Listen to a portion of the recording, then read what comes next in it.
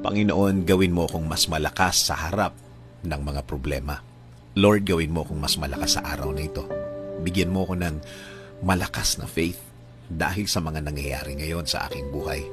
Alam kong hindi ako dapat nakatingin sa mga mabibigat na problemang ito at sa iyo ako dapat nakafocus.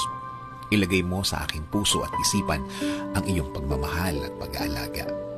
I-remind mo ako palagi na hindi mo ako pababayaan, na hindi mo ako hahayaang malagay sa isang sitwasyon na iiyak ako ng iiyak dahil sa hirap. Alam kong babaguhin mo ang bawat araw ko.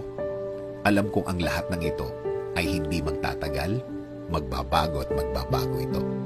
At hindi mo hahayaan ako, Lord, na mawala ng loob sa mga araw na darating. Alam ko na lagi mo akong i-guide sa tama at tahimik na buhay. Lagi mo akong i-remind, Lord, na marami ka nang naitulong sa akin, na hindi mo ako pinabayaan ng mga araw na ako'y nahihirapan. Marami ng pagkakataon na inalis mo ako sa mga problemadong mga sitwasyon, na sa dulo, pagpapala mo ang naramdaman ko. Alam ko this faith of mine can move mountains, na hindi ako dapat papadaya sa aking nakikita, na dapat mag-focus ako sa iyong blessings na laging available para sa akin at sa aking mga mahal sa buhay. Alam ko din, Lord, na andyan ka na magsimula ang mga problemang ito. At alam ko na nakikita mo ang mga problemang ito mula nang ito'y magsimula. At alam ko na hindi mo nahahayaan maging mas grabe pa ang nararamdaman ko ngayon. Wasak-wasak man ang mga nasa harapan ko, alam ko mabubuo ang lahat. Alam kong gagawin mong okay na naman ang lahat. Kaya, Panginoon, alam kong hindi ito ang dulo ng bawat nangyayari ngayon.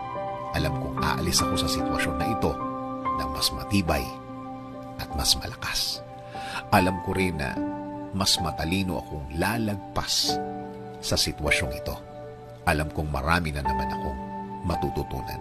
Alam kong lagi kang nakabantay at lagi mong tinitingnan ang aking kapakanan. Kaya maraming salamat pa din sa araw na ito. Maraming salamat dahil alam kong ikaw pa din ang may kontrol ng lahat. Isinusuko ko na po ang lahat sa iyo, Panginoon, at patuloy niyo pong pasukin ang buhay ko. At araw-araw akong aasa at kakapit sa iyo, Lord. In Jesus' name I pray.